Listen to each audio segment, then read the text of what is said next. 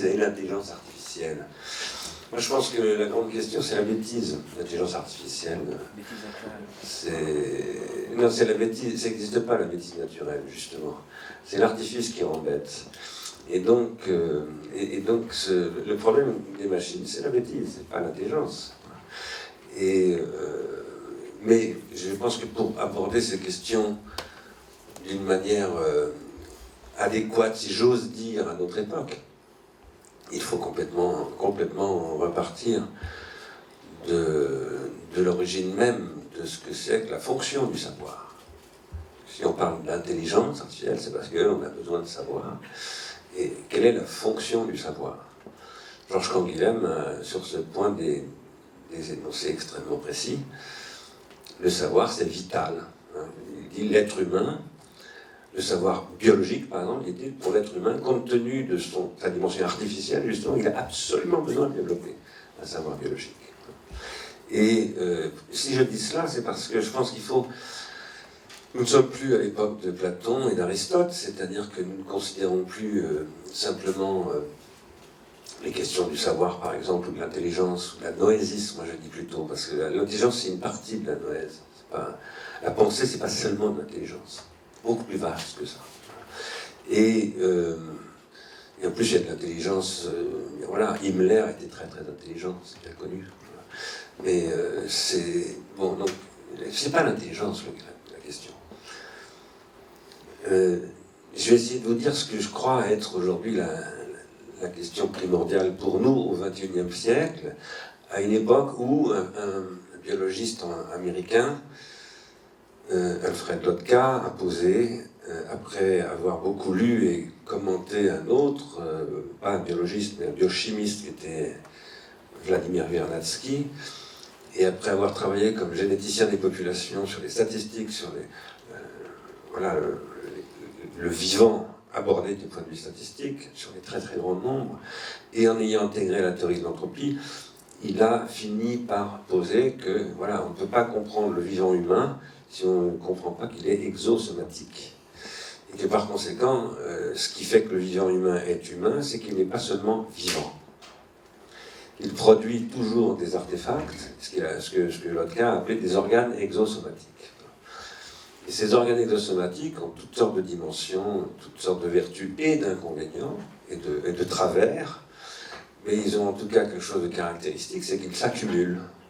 C'est-à-dire que comme ils ne sont pas vivants, ils ne se décomposent pas. Enfin, ils ne se décomposent pas. Oui, il y en a qui se décomposent, parce qu'il y en a qui sont d'origine vivante, par exemple, des choses en bois, etc., se décomposent, mais il y en a beaucoup qui ne se décomposent pas. Et la constitution de ce qu'on appelle l'intelligence au sens humanisé du mot, disons, parce que après il y a la métisse animale et tout ça, et ce sont des clichés un peu tout ça pour moi, donc je trouve c'est un peu surprenant qu'on revienne sur des sujets pareils, mais la question c'est l'extériorisation. C'est le fait qu'il y a un processus d'extériorisation. L'intelligence artificielle, ça commence avec l'exosomatisation.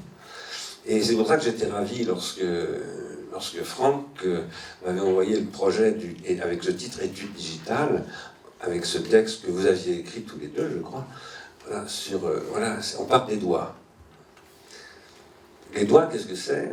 Les doigts, il y a des animaux qui ont des doigts, hein, bien entendu. Les singes, mais pas seulement les singes. Tous les préhenseurs, les souris par exemple, etc. Voilà, les doigts qui produisent de l'intelligence artificielle il y a 2,5 millions d'années à 3 millions d'années, certains font remonter ça à 20 millions en arrière, bon, peu importe, Arnold Toynbee par exemple. Mais peu importe, laissons de côté ces questions de datation. Ces doigts sont caractérisés par le fait qu'ils ne sont plus au service de la motricité, mais tout le monde le sait bien entendu, de la fabrication, de l'appréhension et du calcul. Et c'est ce qui fait que, voilà, quand par exemple on apprend à compter, on commence par compter sur ses doigts, et puis petit à petit on va mentaliser des processus de calcul, on va les intérioriser, et ensuite on va arriver, il y a des gens qui ont des capacités de calcul mental absolument stupéfiantes, mais en fait on fait ça absolument pour tout.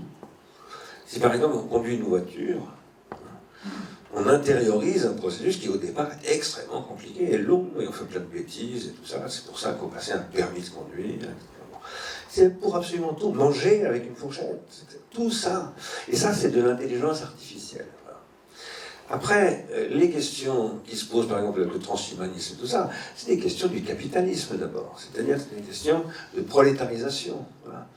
Ce qu'on appelle le transhumanisme, c'est un marketing stratégique d'échelle planétaire pour prendre le contrôle du devenir de l'exosomatisation dans les intérêts du grand capital californien. Je dis bien californien. Ce ne sont pas du tout les intérêts du capital européen, pas du tout. Voilà. Et il faut dire ces choses-là clairement. Parce que si on ne le dit pas à nos responsables politiques, à peu près, on ne peut pas leur demander ensuite de faire une politique sérieuse. Donc, il faut parler clairement. Maintenant, je pense que la grande question de notre époque, c'est une question qui a commencé à être posée au XXe siècle par Bachelard, par Lotka, par un certain nombre, mais aussi par quelqu'un que Lénine combattait, qui est Ernst Mach, qui est un très important penseur, par Léon Briouin, enfin, il y en a pléthore. Et vous pourrez voir la semaine prochaine ici David Bates qui va venir parler de tout ça, qui est un très grand connaisseur de toutes ces questions. C'est une très longue histoire et il faut retravailler cette histoire-là, qui est précise, qui est longue, complexe, mais très bien documentée. Et en plus, dont Wiener, Ashby, tous ces gens-là ont beaucoup parlé, ils ont dit des choses très précises, et il faut les relire, parce que c'est pas du tout obsolète ce qu'ils ont dit. Ce que je crois, c'est qu'il faut refonder une épistémologie d'un point de vue exosomatique. Pourquoi est-ce que je dis ça? C'est parce que j'en ai beaucoup parlé dans un livre, je ne vais pas y revenir, rassurez-vous, où j'utilise beaucoup les travaux d'Antoine, d'ailleurs, je sais pas, oui, vous êtes encore là. Ce qui se passe aujourd'hui, c'est avec, par exemple, le calcul automatisé, cette machine, par exemple, une machine qui me permet, je sais pas, de retrouver des occurrences tout à l'heure. Très souvent, je vais dans mes propres livres, qui sont tous numérisés, et pour retrouver des idées, je tape des mots-clés sur... voilà, et puis, ben ça, c'est... Qu'est-ce que c'est? C'est de l'entendement automatisé. Voilà. C'est des fonctions d'entendement qui sont déléguées à la machine. Il faut relire un peu Kant. Voilà. Parce que tout ça, ça pose des problèmes kantiens. Alors, Kant avait distingué après Leibniz l'entendement de la raison, et c'est très très très important. Tout ce que disait Antoinette sur la question du jugement, par exemple, est incompréhensible si on ne distingue pas l'entendement et la raison. Le juge doit juger en raison. Il y a des fonctions d'instruction par l'entendement, dans l'instruction juridique elle-même d'ailleurs, etc. Et tout ça est formalisé, c'est débattu, c'est réglé, c'est... Voilà. Alors il faut que ça évolue, bien entendu, en particulier avec les algorithmes et tout ça, ça c'est clair qu'il faut que ça évolue. Et c'est tout à fait vrai ce que tu disais, Paul, à savoir qu'il y a des entités non vivantes qui ont des droits, les sociétés, etc. Bon, tout ça, ce sont des grandes questions de refondation du droit qui se posent aujourd'hui. Mais cette refondation du droit, aujourd'hui, pour nous, elle se pose à nous comme elle se posait à l'époque de Kant. Kant, qui, quand même, il faut le rappeler, en écrivant Le conflit des facultés, a refondé l'université de Berlin, ce dont certains historiens disent, c'est pour ça que la Prusse a gagné la guerre contre la France. Et je pense que c'est très très sérieux. J'en sais rien, je ne suis pas historien, bon, mais je pense que c'est une question très très importante. Et d'où est-ce que ça venait? Du fait que Kant a dit qu'il faut repenser les rapports entre les facultés, 3, médecine et la troisième, ça me revient. Droit, médecine et théologie, bien entendu. Et il faut refonder les facultés. Donc il y a un conflit des facultés, disait-il, etc. Et il écrivait ça au moment où James Watt et comment, j'arrive plus à retrouver son nom, le fondateur de la machinerie industrielle, qui a... pas Andrew, non, enfin bon, peu importe, était en train de créer la première entreprise de machines industrielles. Bon. Et, pardon? Stevenson? Non, c'est pas Stevenson, mais bon, pas grave. Alors voilà, je pense que ces questions nécessitent des travaux vraiment en profondeur et patients. Même si c'est difficile d'être patient parce qu'on n'a pas le temps. Parce qu'on est dans un état d'extrême urgence. Et ça ne va pas s'arranger dans les années qui viennent, ça va être de pire en pire.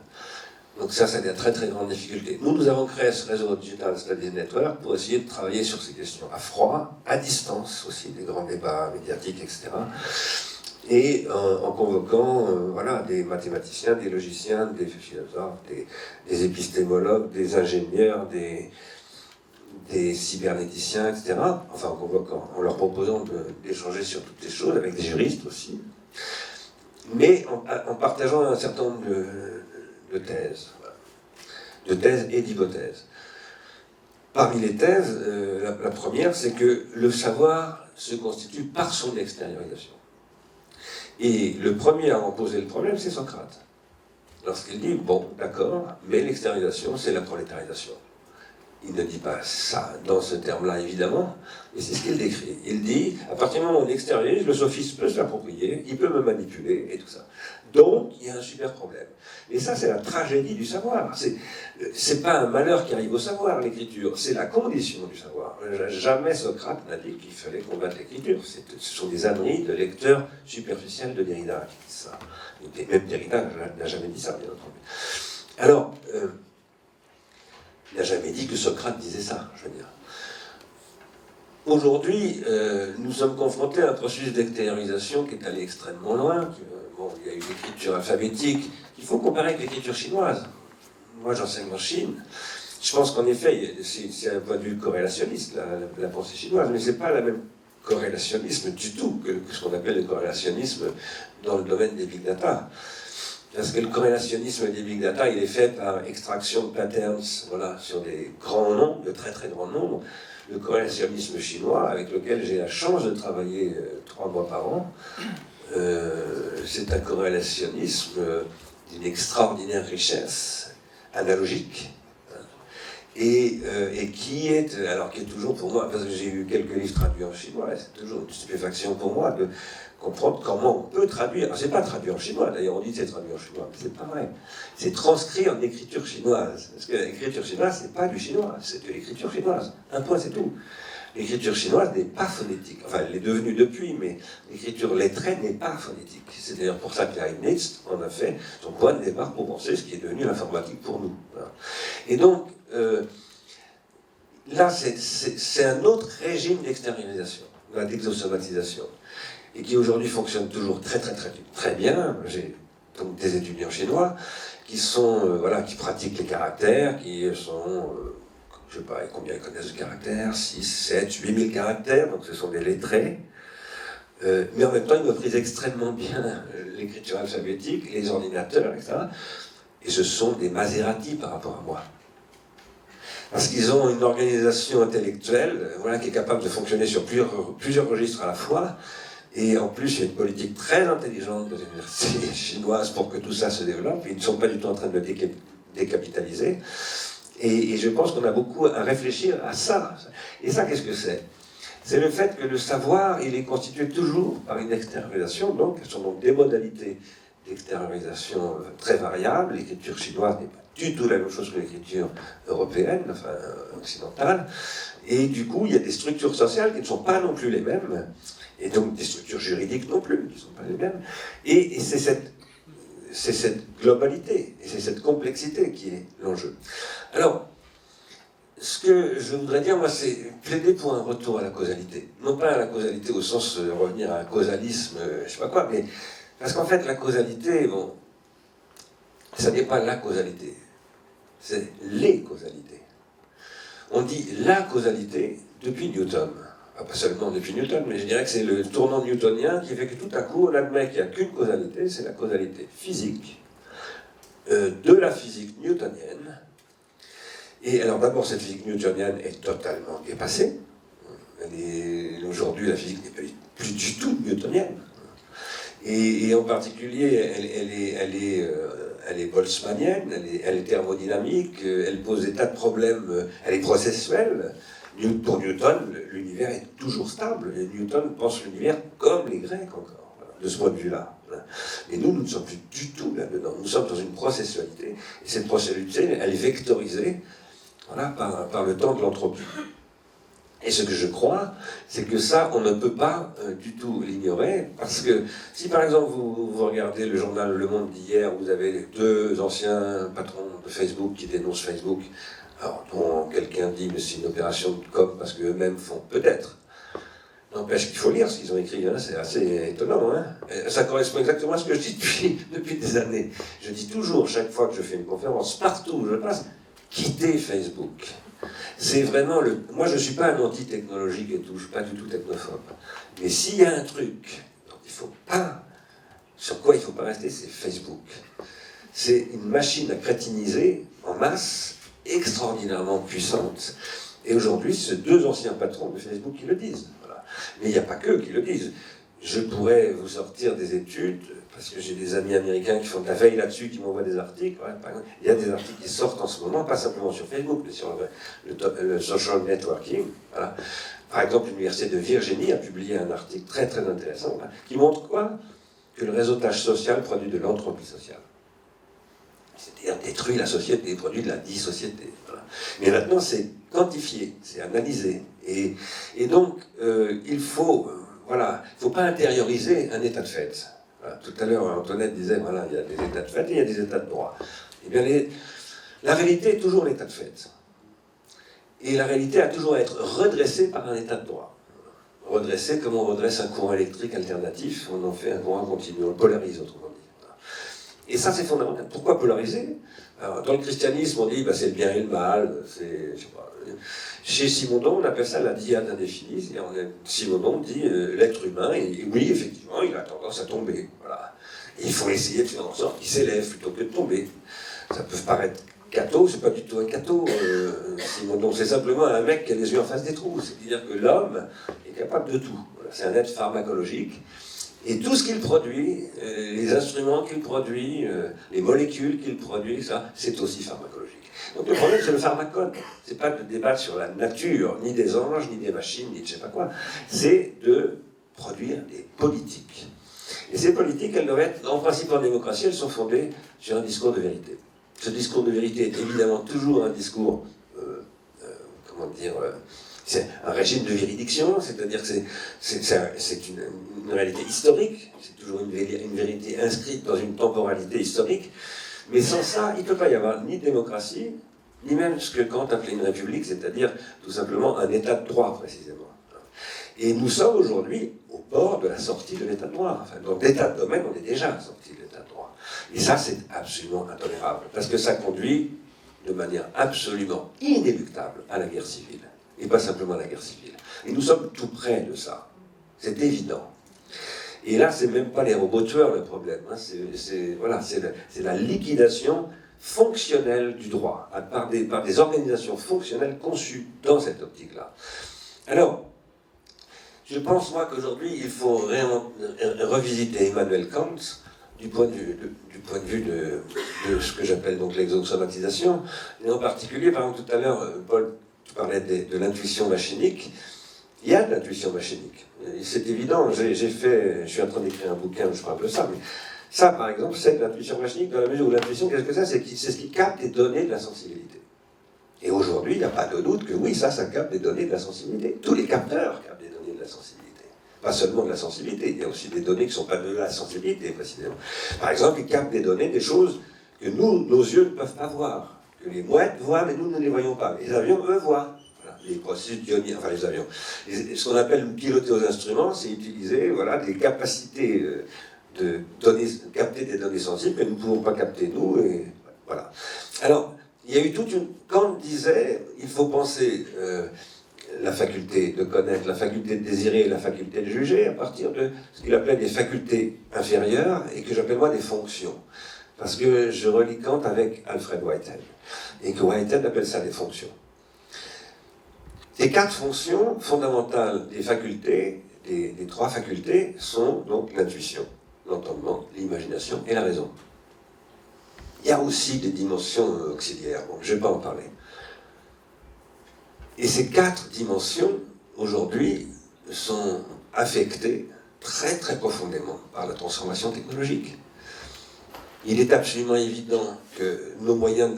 Bon, vous connaissez peut-être les débats sur la possibilité de suivre une messe avec une lunette, une messe qui se passerait sur la Lune, qui était un grand débat théologique induit par la lunette de Galilée.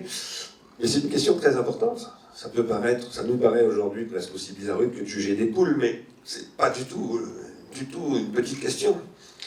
Et d'ailleurs, c'est une question qui a été ouverte pendant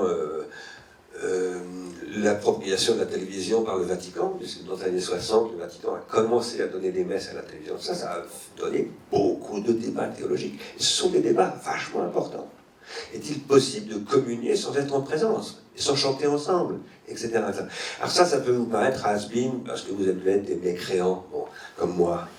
Mais moi, je pense, tout en étant mécréant, que ces questions sont fondamentales. Et que quand on communie pas dans le corps de Jésus-Christ, on doit communier dans autre chose que le corps de Jésus-Christ. Et la commensalité du banquet où tous sont égaux, par exemple, comme dit Homère, etc., etc. Et que si on fout ça en l'air, on fout tout en l'air. Absolument tout.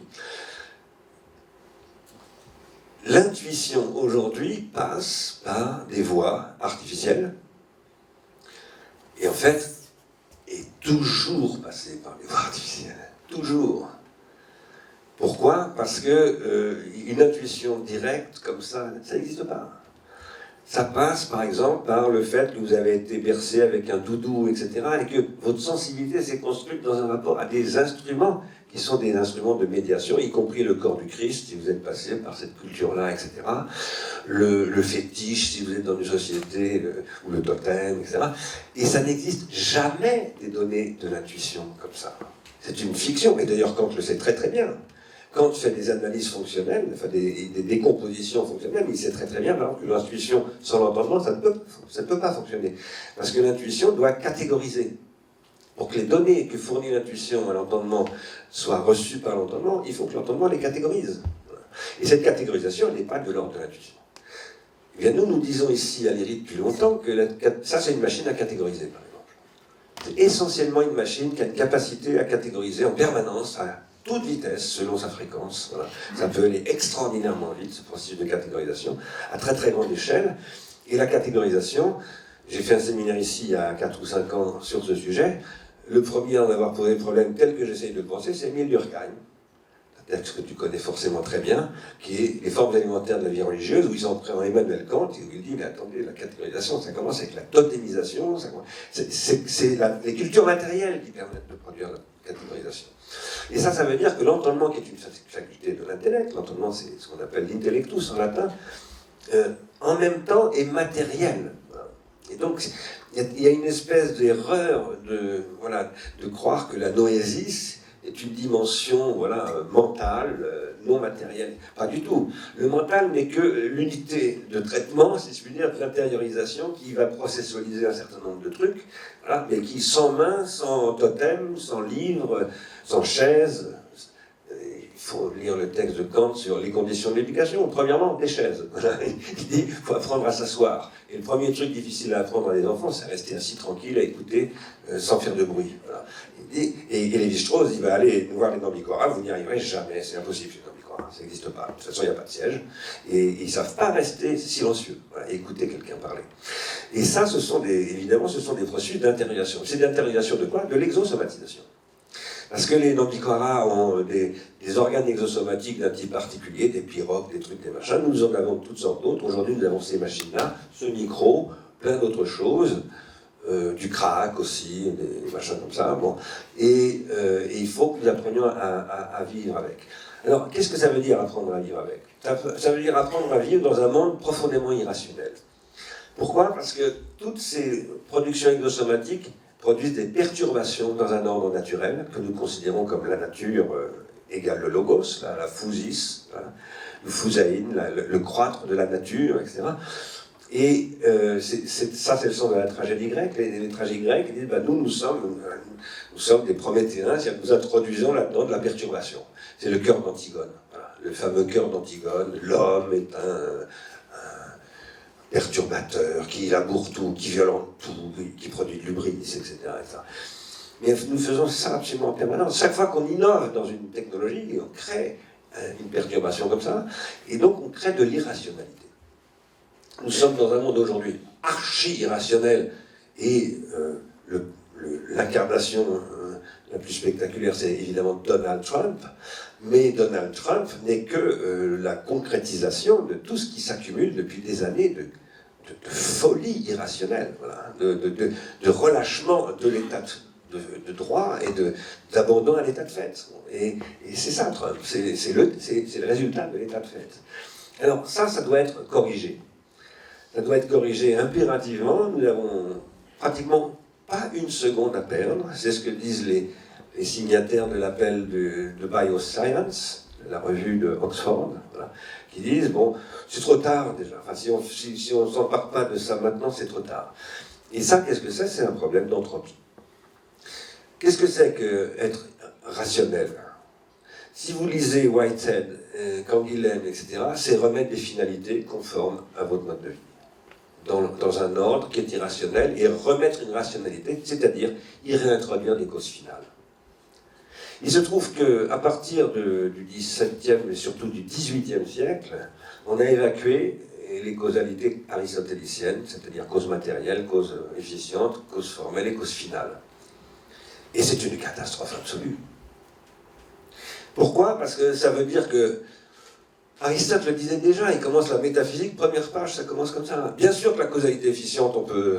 C'est pas très compliqué la causalité efficiente. Hein. Il suffit de ne pas avoir trop de lois, justement. Voilà. Vous voulez être efficace, mais vous ne respectez pas la loi. Voilà. Vous voulez quelque chose que quelqu'un a et qui vous appartient pas, volez-le. Ça, c'est de la causalité efficiente, pure. La pure causalité efficiente. Mais Aristote dit, mais on ne peut pas vivre uniquement avec la causalité efficiente. Ça, c'est le capitalisme d'aujourd'hui. C'est le capitalisme qu'on appelle de prédation, c'est-à-dire qu'il n'y a qu'un critère, c'est l'efficience. Le reste, on s'en fout. La matière suit l'efficience. La loi de Moore, dont on parlait tout à l'heure, qu'est-ce que c'est? C'est une immense opération de performativité technologique. La loi de Moore, c'est une foutaise. C'est pas une loi. Et la loi de Moore, c'est pas du tout une loi. C'est un processus. C'est pas du tout la même chose qu'une loi. Et les gens sont tellement crétinisés aujourd'hui, ils ont tellement perdu, ils sont tellement désorientés, qu'ils ne savent même plus la différence qu'il y a entre une loi, une régularité, etc. Il y a des trucs qui sont régulés, mais ce ne sont pas des lois. Donc, avec ça, Moore, qui est un personnage... Ici, on a eu un séminaire pendant 3 ans sur les nanotechnologies, la loi de Moore, etc. Donc on a pas mal étudié le truc. Moore a su, effectivement, autour d'une dynamique liée à une exploitation exosomatique à l'échelle micrométrique, il a su canaliser du capital. Et canaliser performativement de la croyance dans ce truc. Et du coup, il a concrétisé, ça s'appelle une prophétie autorégénératrice, et c'est de la performativité technologique. Il y a des performativités au sens juridique, c'est les speech acts, il y a de la performativité technologique, il y a toutes sortes de formes de performativité d'ailleurs. La performativité relève de l'efficience. Mais l'efficience, ça c'est vraiment basique, c'est le mythe de l'apprenti sorcier. À court terme, ça peut payer très gros, mais à long terme, ça coûte extrêmement cher. La pure efficience sans cause formelle et sans cause finale. Pourquoi ça coûte très cher? C'est un exemple que j'ai donné souvent ici, mais je le redonne. Si vous appliquez avec efficience les modes de calcul de Google sur le langage, ce que fait Google, et vous utilisez tous Google ici et moi aussi, bien entendu, et je serais extrêmement ennuyé si Google tombait en panne. Je ne sais jamais. Je serais vraiment très très très ennuyé parce que j'ai totalement reconfiguré mes modes de travail comme ça. Et moi, je n'ai pas du tout peur de dire que je lis des bouquins en diagonale sur Google, parce que voilà, c'est une nouvelle façon de faire, et après, il faut border ça, etc. Et je pense qu'il y a des méthodes à mettre en place pour que ce soit pas de la mauvaise lecture. Mais si vous écoutez ce que dit Kaplan, Frédéric Kaplan, Google a un système très puissant, mais qui converge vers les moyennes, et qui donc est anthropique, intrinsèquement. Il est anthropique au niveau des structures des langages, mais il est aussi anthropique dans les compétences des gens qui l'utilisent. Vous dysorthographiez, vous avez dû vous en apercevoir, tout le monde s'en aperçoit. Vous n'arrivez plus à faire les accords, on commence à bafouiller, moi j'ai honte à mon âge, de me mettre à hésiter sur des accords. Ça c'est un effet du capitalisme linguistique, et c'est une catastrophe. Et quand je dis ça, c'est pas contre le capitalisme linguistique, j'ai une admiration immense pour Google. En plus, j'ai travaillé dans des optiques semblables, il y a longtemps, voilà, très longtemps, donc, pour créer un moteur de recherche, etc. Donc, je pense que c'est formidable que Google l'ait fait. Mais, en revanche, il ne faut pas être niais par rapport à ces choses-là. Ce sont des pharmacas. Un pharmacone a toujours une dimension toxique. Si on ne le soumet pas à une règle de droit, alors ce droit, ce n'est pas forcément le droit juridique, ça peut être le droit de la linguistique, par exemple, eh bien, c'est une catastrophe. Chris Anderson dit, il n'y a pas besoin de théorie, regardez, Google, il n'y a pas de linguiste, personne parle chinois, ils traduisent le chinois de manière très efficiente. À l'époque où il a écrit ça, c'était pas très efficient, mais aujourd'hui, c'est très efficient. Aujourd'hui, c'est vraiment très efficient. C'est incroyable. Mais ce que ne voit pas du tout Chris Anderson, c'est qu'un linguiste va mettre les limites au sens de qui? Emmanuel Kant. Emmanuel Kant dit qu'il y a des limites à toute possibilité des facultés noétiques. Et donc il faut les borner. Elles peuvent bouger, ces limites, bien entendu. Mais en tout cas, il y a toujours des limites. Ce que ne sait pas Emmanuel Kant, c'est que ces limites, elles sont liées, non pas, disons, à l'héritage de l'ontothéologie. Ça, c'est ce dont est Emmanuel Kant, dont il ne se sépare pas complètement, puisqu'il reste, je dirais, il se maintient comme philosophe chrétien, etc. Mais aux limites de l'entropie et de la négantropie. Et donc on est aujourd'hui confronté à de nouvelles questions qui sont, premièrement, il faut prendre en compte l'exosomatisation qui est totalement insoluble dans le darwinisme et dans des modèles biologiques, et qu'il faut réinventer des fondements du vivant humain qui ne sont pas simplement darwiniens. J'étais tout à l'heure à la réunion avec Giuseppe Longo, parce que nous travaillons, nous, avec Maël Monteville et Giuseppe Longo, ici, sur les questions d'anti-entropie, de négantropie, etc., en essayant d'introduire maintenant ces concepts-là dans ces théorisations. Et d'autre part, il faut le faire dans un processus, dans une optique, je dirais, de diminuer la toxicité du pharmacone. Le pharmacone augmente l'entropie, toujours, que ce soit la dysorthographie, l'augmentation du carbone, tout ce qu'on veut. Je prends le mot entropie, évidemment, en un sens que des physiciens diront tout à fait métaphorique, mais moi je dis non, il n'est pas métaphorique. Il y a celui des physiciens, il y a l'entropie thermodynamique, il y a l'entropie biologique, au sens où on parle Longo, par exemple, justement, et il y a l'entropie informationnelle. Mais ce que j'essaie de montrer moi-même, c'est qu'aujourd'hui on ne peut plus se contenter du concept d'entropie informationnelle, parce que précisément il n'intègre pas la dimension de l'exosomatisation. Il n'intègre pas l'instrument. Et du coup, toute cette espèce de interminable discussion entre Wiener, Shannon, etc., viennent du fait qu'ils ne prennent pas en compte cette dimension-là. Et que du coup, ils essayent de retrouver dans la thermodynamique et dans la biologie des trucs dans la théorie de l'information qu'ils ne peuvent pas retrouver. Bon, mais ça, je ne vais pas le développer. En tout cas, ce que je crois, c'est que aujourd'hui, il est tout à fait possible d'apporter des réponses à ces choses-là. Nous y travaillons à Ars Industrialis et à Liri sur un territoire qui est plein de communes, 400 000 habitants, avec une dizaine de grandes entreprises maintenant, avec les habitants, avec l'Université Paris 8, avec 2 banques. Et pourquoi faire? Pour commencer à essayer de réfléchir à ce que nous appelons la constitution de réseaux sociaux délibératifs, qui ne court-circuitent pas la délibération, mais qui au contraire sont là pour la susciter, en utilisant les algorithmes, bien entendu, hein, les big data, tout ça, il n'y a aucun problème, mais pas pour tout. Et en créant des interfaces et des fonctionnalités qui permettent à des collectifs de dire ça, c'est un objet de délibération. On doit le traiter comme tel. On va utiliser les algorithmes pour instruire l'objet de la délibération, mais les algorithmes ne peuvent pas délibérer de toute façon. Et ça veut dire changer des formats de données. C'est pour ça que il y a Harry Alpin dans cette salle. On a travaillé avec Harry, grâce à lui, avec Tim Berners-Lee, sur la nécessité de repenser le web et les formats du web, parce que nous pensons que ce sont les recommandations de ces formats de données ou ces structures de données qui doivent être modifiées en profondeur, et ça devrait devenir le projet de l'Europe. Si l'Europe ne fait pas ça, ou quelque chose d'équivalent à ça, mais elle est foutue. Tu disais, et c'est tout à fait vrai, en Chine, le premier grand calculateur est à Pékin aujourd'hui. La Chine investit énormément sur l'intelligence artificielle et toutes ces technologies d'une manière redoutable. L'Amérique, évidemment, est très, très, très en avance. L'Europe est totalement à l'ouest, complètement derrière, ne comprend plus rien. Et si elle ne réagit pas extrêmement vite à ces questions, elle est foutue. Elle est absolument foutue. Je dis ça pourquoi? Parce que qu'est-ce qui a fait la puissance de l'Espagne en Amérique latine, et du Portugal aussi, bien entendu, mais surtout de l'Espagne? C'est l'ordre jésuite. Et qu'est-ce que c'est que l'ordre jésuite? C'était une politique de grammatisation qui a été très bien étudiée par Sylvain Auroux, qui a montré comment les jésuites, qui eux étaient très sincères, ils pensaient christianiser, évangéliser, etc., bien entendu, et d'ailleurs ils ont beaucoup protégé les Indiens, en particulier Antonio de Villara, a été un défenseur des Indiens, mais ils ont été, c'est la ruse de la raison dont tu parlais, c'est-à-dire qu'ils ne se rendaient pas compte qu'ils accomplissaient en fait un processus de destruction des langages indiens, des cultures indiennes, et puis en plus de 15 millions d'Indiens, en plus physiquement. Voilà. Et ça a été rendu possible par quoi? Par la grammatisation. C'est-à-dire, Roux a montré parce qu'il a appelé les technologies linguistiques du grammaire et de la dictionnaire, et de la grammaire et du dictionnaire. J'enseigne en Chine, les jésuites, il y a encore des traces des jésuites en Chine aujourd'hui. Il y a d'ailleurs encore des jésuites en Chine. Et la culture des jésuites laisse encore des traces.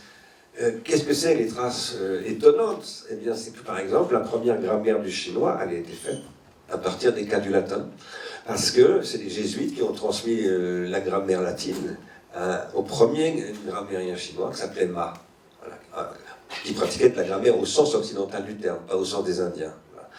Et donc, si je dis cela, c'est parce que on a affaire avec ça, comme avec Google, comme avec les jésuites, et tout ça, à ce qu'on appelle les technologies intellectuelles. Est-ce que Jack Goody, Bachimon vient de partir, il cite très souvent Goody, appelait des technologies intellectuelles. Et donc, il faut que nous nous réarmions, et nous avons la possibilité de le faire. Pourquoi? Parce qu'en Amérique, le modèle qui domine, c'est la philosophie analytique. C'est totalement indigent pour penser ce dont je vous parle. Ils ne peuvent pas penser ça. Il y a des gens qui s'inquiètent dans la Silicon Valley. Par exemple, je citais ces deux anciens responsables de Facebook, mais j'en connais d'autres, beaucoup d'autres, qui s'inquiètent.